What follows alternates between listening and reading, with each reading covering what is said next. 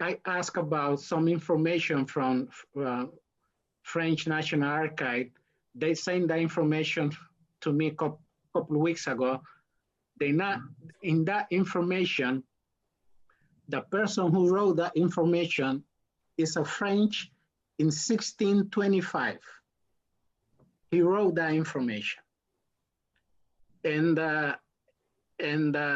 he described in that information that the Garinago people tell them that their ancestor arrived in the boat, in the ship. He said from Ethiopia. It's an Ethiopian who arrived in the ship to the island. So, so the writer say that it's not slavery, it's not slave people, it's not African slave, but he coming from Ethiopia. Ethiopia is the name, that was the name of the Africa in that time, yes, the whole continent. Yes. So when I saw that information, because it was in French, so I'm translated to English and Spanish to make understand. So the Garinago people describe him, they told him that their ancestor arrived in the ship to the island. They told him that their ancestor arrived in the ship to the island. Yeah. Explorers. So, and the same person in that chronicle, he said that there was a two population in the island, Arawak people and the Garinago people. And later English called them Black Caribs. Right. Yeah, to separate Arawak and the Garinago, they call Arawak yellow Carib and red Caribs. And they call Garinago people the Black Caribs because there was a black skin. Okay. And that makes a lot of sense, because I always wondered why they had so many distinctions for people in the Caribbean. But it makes sense though, because they have to separate, they have to identify and say, okay, these are the Garifuna who were here first. You know what I mean? Who came from Africa, and then here are the indigenous people of that land. And they had to separate that in order for themselves to understand it. I'm a Garifuna activist and historian. I was born in Honduras village. So since when I was younger, I have been questioning the Garifuna history. So I have been doing research to find out the reality of the Garifuna people. So I'm an anthropologist as well, writer. So I have been published here about 4 books already. So that's this kind of job I has been doing to make a great contribution with research of the history of the Garifuna people. What part of village you come from Honduras? I was born in Gusunogati. Gusunogati is the name of the village in Honduras, located in the north of Honduras. This is most of the, there is around 10 Garifuna villages with 5,000, 7,000, and 10,000 people living in each village. And there is no electricity in those villages. So the Garifuna preserve their culture and their language. Like me, when I was 9 years old, 10 years old, even 11 years old, I didn't speak Spanish. So basically in my village, we learn Spanish as a second language in schools. So 100% of the population, they speak Garifuna as a first language. Children, men and women, everybody.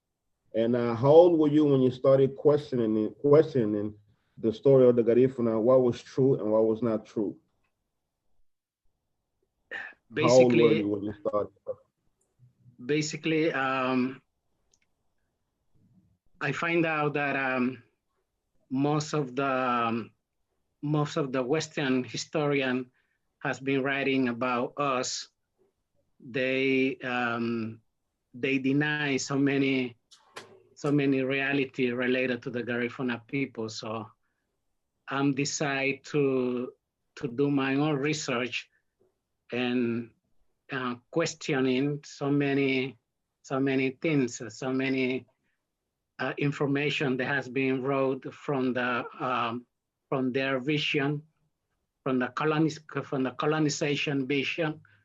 So we decide to discolonize that history that we can show the reality to our community. First, where do the Garifuna come from? Where do we come from? Basically, what we read from the Western historian, they told us that Garifuna are descendants from the chief who naufragó. No, the shipwreck. The shipwreck in the island of Saint Vincent in the Caribbean in 1335. And those African enslaves, they mix with the indigenous people in Saint Vincent and made up Garifuna people by the time. But when I do my research here in British National Archive and the French National Archive, I found 7 different dates from that shipwreck. I found 1635.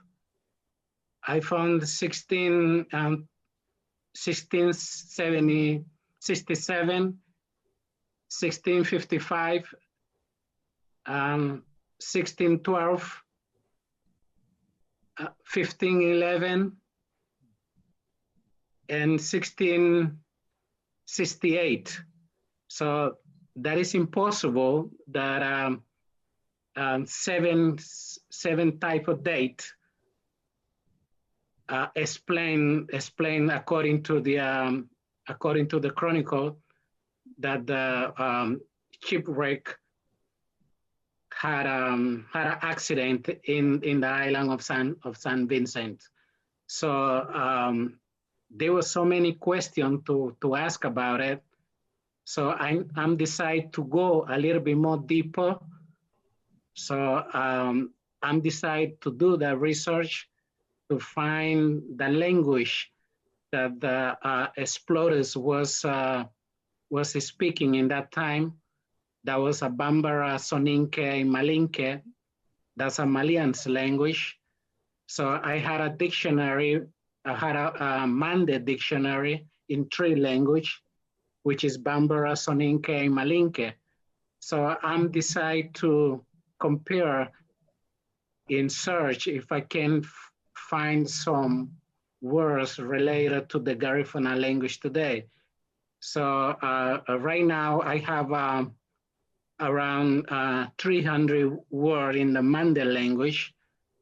So in that book, Insurrectional Resistance of the Garifuna Revolution, there is around 45 words that I share with the readers to understand that a lot of evidence that I found that is probably that the Garifuna people are descendants from the African explorers who arrived to the America in 200 years before Columbus.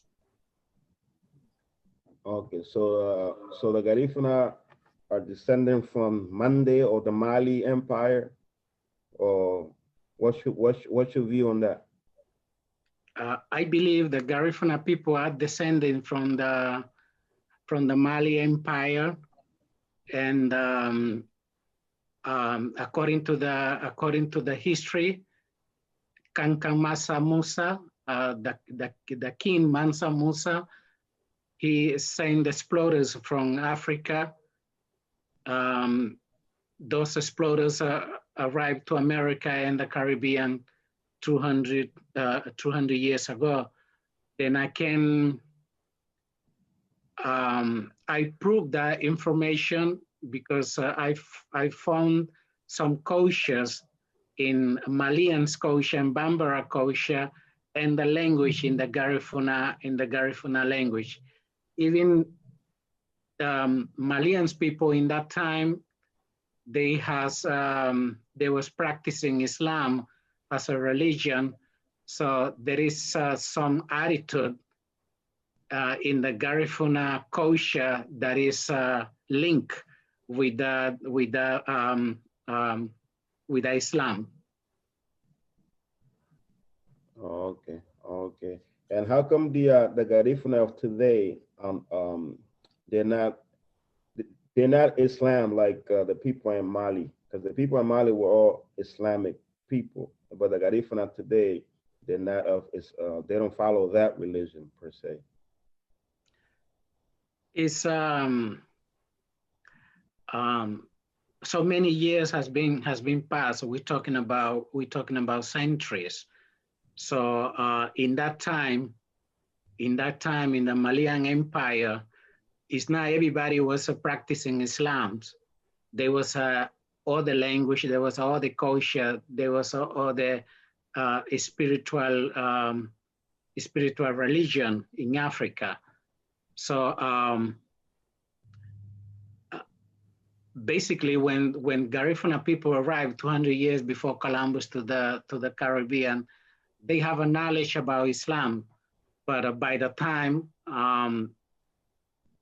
from the 1311 to 1675 or 1797, when Garifuna people were banished to Honduras, Central America, there was so many generation passed, and Garifuna also built a relation with the indigenous population in the Caribbean and the influence of the French colony and English colony.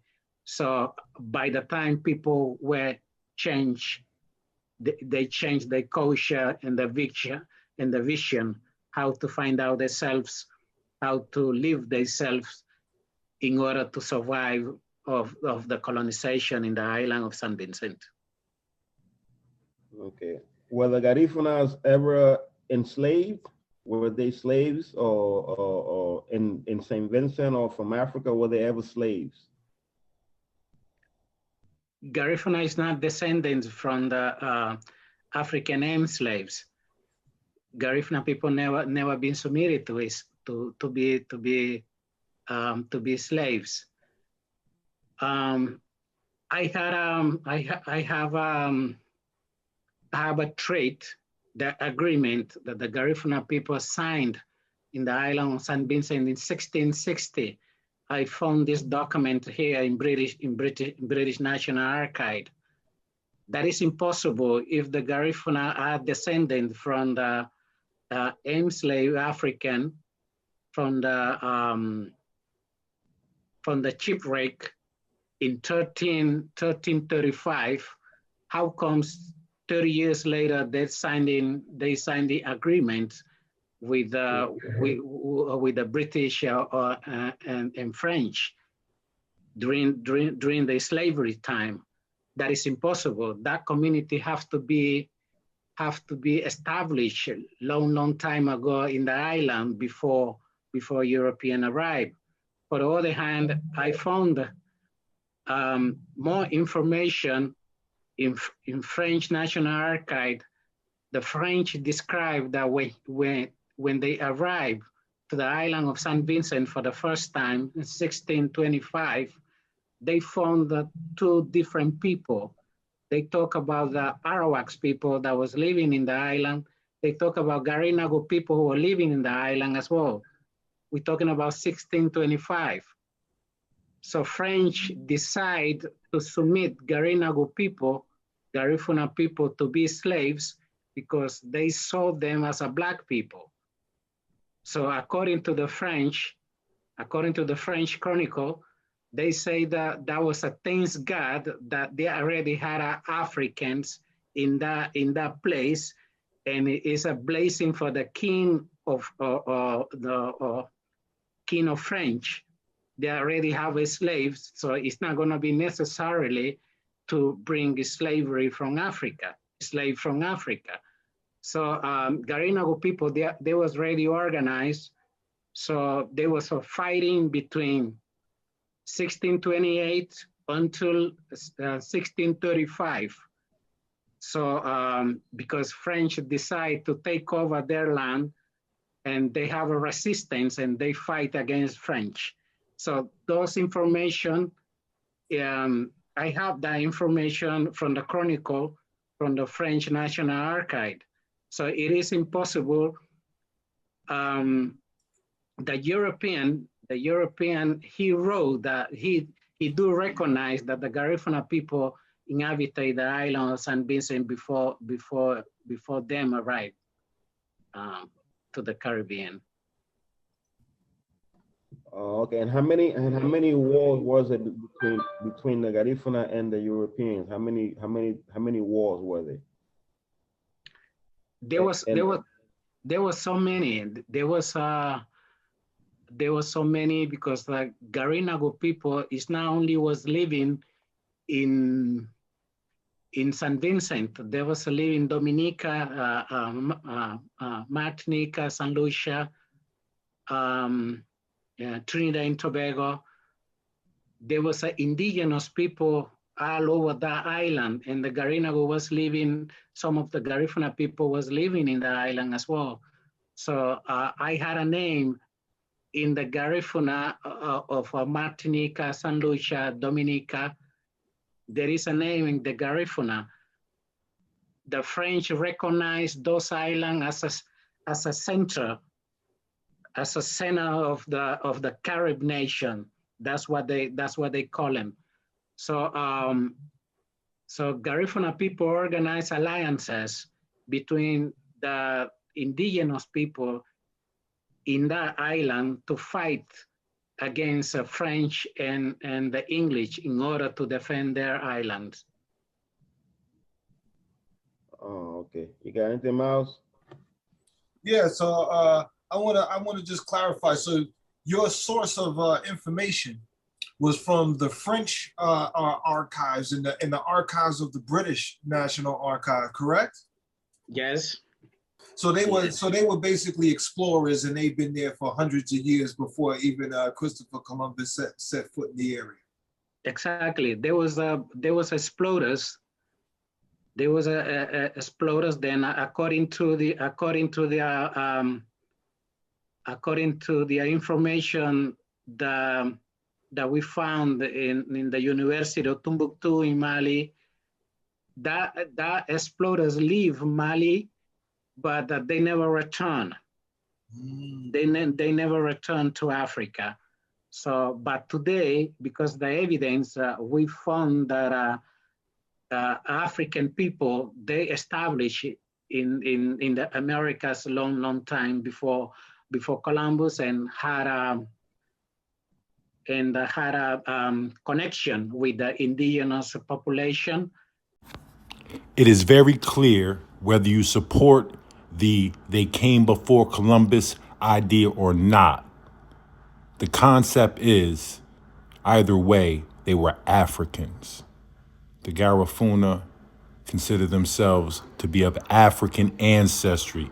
Now, whether you believe they came before Columbus or not, that's up to you. That's the evidence who described that possibility that the African had a contact with the indigenous population in America long before Columbus. Wow, that's amazing. So what's the name of your book? I couldn't see the title. Could you show us the book and what's the name of it? I can't see the title. What's the title? Is the Insurrectional Resistance. Okay. Of the Garifuna Revolution. Okay. Yeah. The chosen people of Urume. Okay, I have so how did the Garifuna lose, and why did they get exiled instead of being all killed in Saint Vincent? Kalawago hona hay kalawaga mafuru hoba isunga ina gunyi la de gaba hona hani hona hani giga ha yaga tendura kate wa mafa habani elwe kalawago hona haba haba hona nege. Why would they exile from? La digale aba heregu garinago. Garinago people has a long resistance. We're talking about from 1635, 1636 until 1797. During that time, there was a slavery time in American continent and the whole Caribbean, no? So Garinago people organized to resist, but they have alliances as well with French to fight against the British. So Garinago people incorporate most of the enslaved African from any other island to be part of the army. So so British he can achieve what he wants from slavery in the Caribbean because the resistance of the Garinago people. Then I have agreement as well. I found the agreement in British National Archive that the Garifuna people signed with the British in 1773 before independence of United States of America. And the British also recognized that the revolutionary in the United States, they do recognize the Garifuna Revolution in the Caribbean and the agreements that the Garifuna people signed with the English in 1773, before the independence of the United States, before the independence of Asia.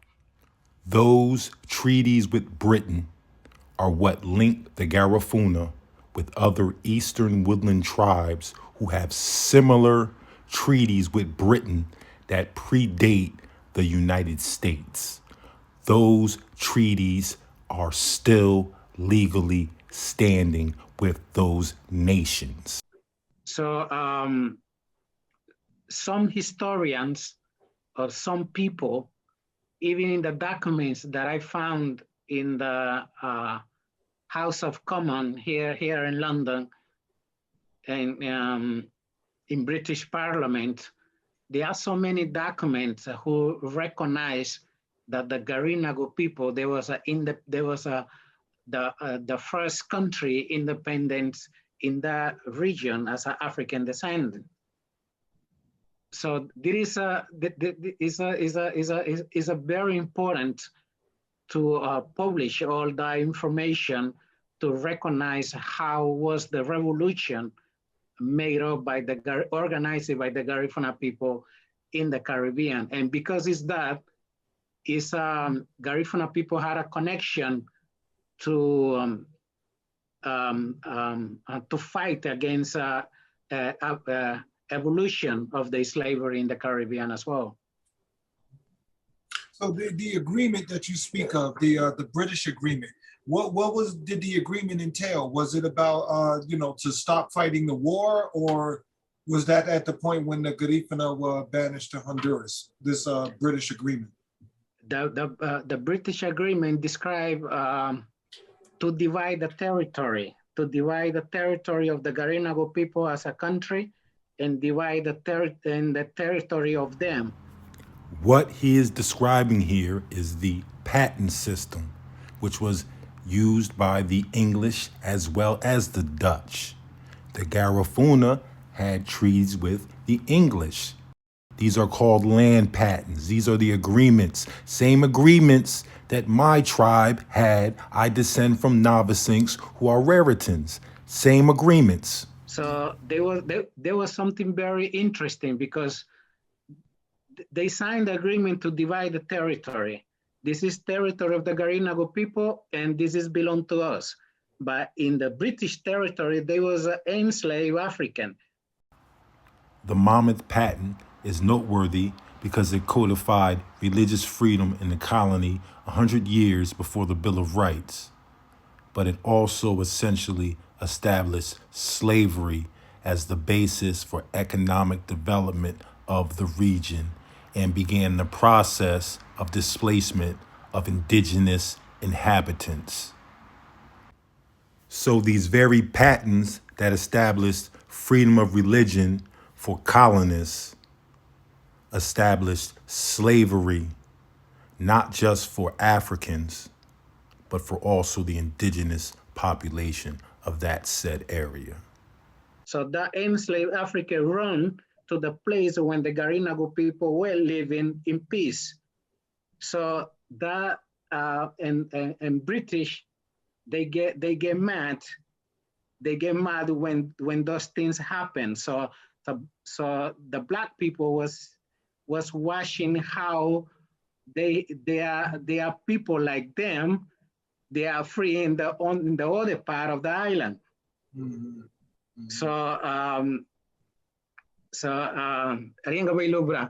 So esta gente comenzaron a rebelarse en contra de los británicos, lida haleharini, los guanyeri la Garinago, lida gyaba obu, adigin le habuserun lida habagari so aba ay bagolo nyanhi, so aba hayevi Garinago aba hakahabu duhong, lo reclutar hamania aba hanya guhong lebuna tila here go logo hani freedom. Yeah. So basically, the treaty entailed they would to try to divide the two territories. The British on one side, but with the British, they also had enslaved Africans, and in the other territory they had the Garifuna. The Garifuna were free, so the treaty was: you guys live in peace in your side, we live in peace on our side. But the enslaved Africans that were in with the British, they saw like how these other Africans are living free. They got their own land on the other side. They started questioning. And a lot of the Africans that was with the British, they will try to escape and flee, and they will go to where the Garifuna people were to try for protection. And then the British will get upset and pissed off and stuff like that. That a lot of Africans will go to. Basically, it was bad for business to see free Africans on the other side, and it almost started a revolt. Mm-hmm. You know what I mean? They say almost started a revolt. That's what happened. From my understanding, what he was saying right now. Okay, so what was the Garifuna response when an African would enter their land, running from the British side over to them? What did the Garifuna do with them? Ellos a bajar Gudenia para que sea parte de su ejército, y lo reclutaron y le prometieron vivir en paz para declarar la guerra a los británicos para expulsarlo de la isla. Yeah, so they will take him to the island. They'll be like, well, they'll make him part of the militia, part of the Garifuna army, and they'll be like, you guys are free, nothing will happen to you. Now let's join together so we could kick out the British from our island. So every African that will escape, the Garifuna will put him in their army, and they will keep him there, and then they'll promise them freedom.